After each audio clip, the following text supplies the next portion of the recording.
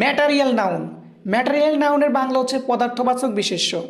শিক্ষার্থীরা মনে রাখবেন ম্যাটারিয়াল নাউনের আরেকটা নাম হচ্ছে মাস নাউন। ম্যাটারিয়াল নাউন যে নাউন দ্বারা কোনো পদার্থের পৃথিবীতে বিদ্যমান সম্পূর্ণ অস্তিত্বকে অবিভাজ্যভাবে বোঝায় এবং যাদেরকে সংখ্যা দ্বারা গণনা করা যায় না কিন্তু একক দ্বারা পরিমাপ করা যায় তাদেরকে ম্যাটারিয়াল নাউন বলে। অর্থাৎ ম্যাটারিয়াল নাউন হচ্ছে বিদ্যমান সম্পূর্ণ অস্তিত্বকে অবিভাজ্যভাবে বোঝাবে এবং ম্যাটারিয়াল নাউনকে কখনো সংখ্যা দ্বারা গণনা করা যাবে না, তবে ম্যাটারিয়াল নাউনকে একক দ্বারা পরিমাপ করা যেতে পারে। Example: diamond, iron, gold, water, oil, rice, এই সবগুলোই হচ্ছে ম্যাটারিয়াল নাউন, কারণ এগুলোর কোনোটাই গণনা করা যায় না। বিশেষ দ্রব্যস্থ: যে ম্যাটারিয়াল বা পদার্থ দ্বারা কোনো জিনিস গঠিত হয় তাকেই ম্যাটারিয়াল নাউন বলে। তবে ম্যাটারিয়াল নাউন থেকে উৎপন্ন বস্তুকে উক্ত ম্যাটারিয়াল অপরিবর্তিত থাকলে এবং উৎপন্ন বস্তুটি গণনা করা গেলে তা হয়ে যাবে কমন নাউন। সহজ কথা, ম্যাটারিয়াল নাউন দিয়ে যদি আমরা কিছু তৈরি করি এবং সেটা যদি গণনা করা যায় তাহলে ওই তৈরিকৃত বস্তুটি হবে কমন নাউন। এক্সাম্পলটি খেয়াল করুন: this ring is made of gold. এই যে রিং, এই রিংটা কিন্তু তৈরি করা হয়েছে গোল্ড দিয়ে।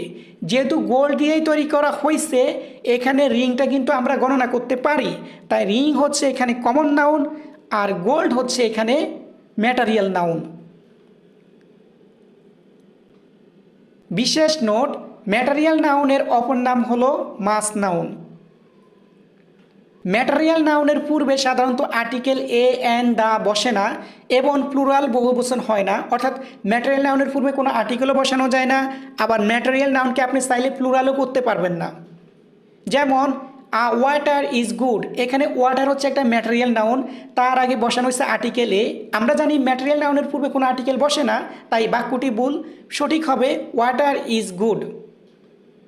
তবে ম্যাটেরিয়াল নাউনকে নির্দিষ্ট করে দিলে তার আগে দা বসে এবং তখন তা কমন নাউনের মতো আচরণ করে। অর্থাৎ আপনি যদি কখনো কোনো ম্যাটেরিয়াল নাউনকে দা দ্বারা নির্দিষ্ট করে দেন তখন সেটা আর ম্যাটেরিয়াল নাউন থাকবে না, সেটা হয়ে যাবে কমন নাউন। যেমন the water of the Ganges is pure. গুরুত্বপূর্ণ ম্যাটেরিয়াল নাউনের তালিকা: diamond, water, paper, brick, iron, oil, milk, gold, rice, salt. এই ম্যাটেরিয়াল নাউনগুলো মুখস্থ করে রাখবেন, এগুলো পরীক্ষার জন্য খুবই important. Diamond is a precious metal. Which class of noun diamond belongs to? Diamond কোন ধরনের নাউন? ডায়মন্ড যেহেতু গণনা করা যায় না, এটা একটা পদার্থের নাম, তাই ডায়মন্ড হবে material noun. What kind of noun is milk?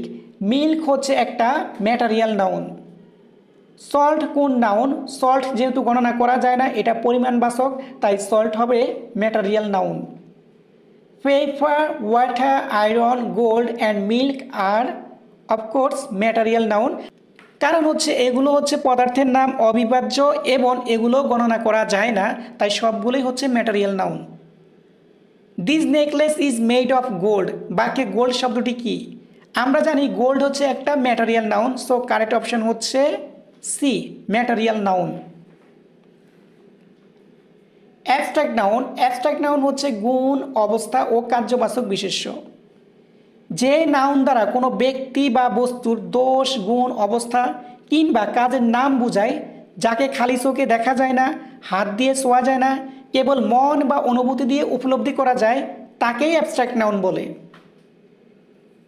উদাহরণটি খেয়াল করুন: একজন মানুষ যদি সৎ হয় তাকে আমরা বলি অনেস্ট ম্যান। এই লোকটিকে কিন্তু চোখে দেখা যায়, ছোঁয়া যায়, কিন্তু তার ভিতরের যে গুণ অর্থাৎ অনেস্টি, এটিকে কি আপনি হাত দিয়ে ছুঁতে পারবেন, পকেটে ভরে নিয়ে ঘুরতে পারবেন? অফকোর্স পারবেন না। এই যে চোখে দেখা যায় না কিন্তু অদৃশ্য একটা গুণ, এটিই হচ্ছে মূলত অ্যাবস্ট্রাক্ট নাউন। অ্যাবস্ট্রাক্ট নাউন হলো আনকাউন্টেবল নাউন, তাই এদের পূর্বে কখনো আর্টিকেল এ অ্যান বসে না। 2, এদের সাথে আবার এস বা ইয়েস যুক্ত করে প্লুরালও করা যায় না। যেমন অনেস্টি, কাইন্ডনেস, এই যে আমরা অনেস্টির সাথে ইয়েস যোগ করছি, কাইন্ডনেসের সাথে এস যোগ করছি, এগুলো করা যাবে না, কারণ অ্যাবস্ট্রাক্ট নাউন কখনো প্লুরাল হয় না। অ্যাবস্ট্রাক্ট নাউনগুলো পরীক্ষার জন্য খুবই গুরুত্বপূর্ণ।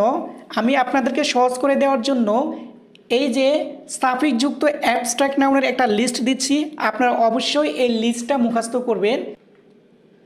যদি কোনো নাউনের শেষে এই সাফিক্সগুলো থাকে তাহলে সেগুলো অবশ্যই অ্যাবস্ট্রাক্ট নাউন হবে, যেমন সিই, সিওয়াই, টিএইচ, টিওয়াই, নেস, মেন্ট। কোনো ওয়ার্ডের শেষে এই সাফিক্সগুলো থাকলে সেগুলো হবে অ্যাবস্ট্রাক্ট নাউন। এরকম আরও কিছু গুরুত্বপূর্ণ সাফিক্স হচ্ছে হুড, শন, শন, শিপ, ডোম, রি ইত্যাদি। এই সাফিক্সগুলো আপনারা মুখস্থ করে রাখবেন। যখন আপনারা পরীক্ষায় আনসার করবেন দেখবেন অ্যাবস্ট্রাক্ট নাউনের কথা বললে এই সাফিক্সগুলো আছে কিনা। যদি শব্দের শেষে এই সাফিক্সগুলো থাকে তাহলে সেটা অবশ্যই অ্যাবস্ট্রাক্ট নাউন হবে। ট্রান্সফরমেশন অফ নাউন, নাউনের রূপান্তর। Rule 1, proper noun, material noun, abstract নাউনের সামনে যদি আর্টিকেল এ অ্যান্ড দা বসে আর পেছনে যদি অফ থাকে তাহলে তারা অবশ্যই কমন নাউন হবে। অর্থাৎ article a and the plus মাঝখানে বসবে প্রপার নাউন বা ম্যাটেরিয়াল নাউন বা অ্যাবস্ট্রাক্ট নাউন, এরপরে থাকবে অফ, তাহলে সেটা হয়ে যাবে কমন নাউন।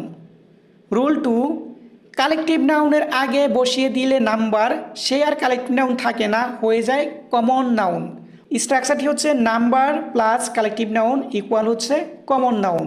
যেমন অনেস্টি, অনেস্টি হচ্ছে একটা অ্যাবস্ট্রাক্ট নাউন, কিন্তু আমি যদি বলি the honesty of this man, এখানে অনেস্টি কিন্তু আর অ্যাবস্ট্রাক্ট নাউন না, কারণ অনেস্টির আগে আর্টিকেল দা আছে এবং অনেস্টির পরে প্রেপোজিশন অফ আছে, তাই অনেস্টি হয়ে গেছে এখানে কমন নাউন। একইভাবে নজরুল বা শেলি হচ্ছে একজন নির্দিষ্ট কবির নাম, প্রপার নাউন, কিন্তু আমি যদি বলি Nazrul is the Shelley of Bangladesh, এখানে শেলি কিন্তু আর আমাদের প্রপার নাউন থাকলো না, কারণ শেলি প্রপার নাউনের আগে আছে আর্টিকেল দা এবং পরে আছে প্রেপোজিশন অফ, তাই শেলি হয়ে গেছে এখানে কমন নাউন। কালেকটিভ নাউনকে কমন নাউনে রূপান্তর। দেয়ার আর 2 টিমস ইন দ্য গ্রাউন্ড, এখানে টিম হচ্ছে একটা কালেকটিভ নাউন, কিন্তু টিম কালেকটিভ নাউনের আগে আমরা নাম্বার বসিয়েছি 2 এবং 2 বসানোর কারণে এই টিম হয়ে গেছে প্লুরাল।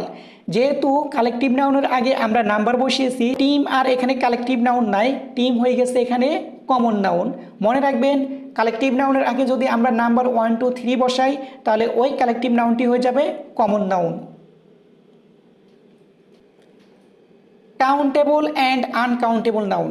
শিক্ষার্থীরা, আগের স্লাইডগুলোতে আমরা নাউন সম্পর্কে জেনেছি। প্রথমত আমরা নাউনকে 2 ভাগে ভাগ করছি, একটা হচ্ছে কনক্রিট নাউন আর একটা হচ্ছে অ্যাবস্ট্রাক্ট নাউন। এরপর কনক্রিট নাউনকে 4 ভাগে ভাগ করা হয়েছে, proper noun, common noun, collective noun, material noun. ওই যে আমরা নাউনকে কনক্রিট এবং অ্যাবস্ট্রাক্ট নাউন 2 ভাগে ভাগ করেছিলাম, সেটা আমরা করেছিলাম অবস্থানের উপর ভিত্তি করে। এখন আমরা নাউনকে দেখব গণনার উপর ভিত্তি করে। অবস্থানের উপর ভিত্তি করে যেমন নাউন 2 প্রকার, একইভাবে গণনার উপর ভিত্তি করেও নাউন 2 প্রকার। একটা হচ্ছে কাউন্টেবল নাউন আর একটা হচ্ছে আনকাউন্টেবল নাউন।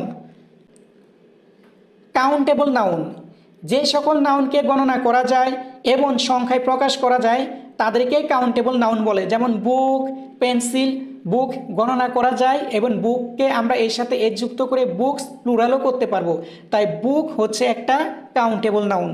আনকাউন্টেবল নাউন, যে সকল নাউনকে সংখ্যায় প্রকাশ করা যায় না তাদেরকে আনকাউন্টেবল নাউন বলে। যেমন ওয়াটার, অয়েল, ওয়াটার কিন্তু গণনা করা যায় না, তাই ওয়াটার হচ্ছে একটা আনকাউন্টেবল নাউন। পরীক্ষার খাতায় আনকাউন্টেবল নাউন দেখলে এই 3টি নিয়ম লাল কালিতে মনে রাখবেন। 1 হচ্ছে আনকাউন্টেবল নাউনের পূর্বে কোনো আর্টিকেল বসবে না।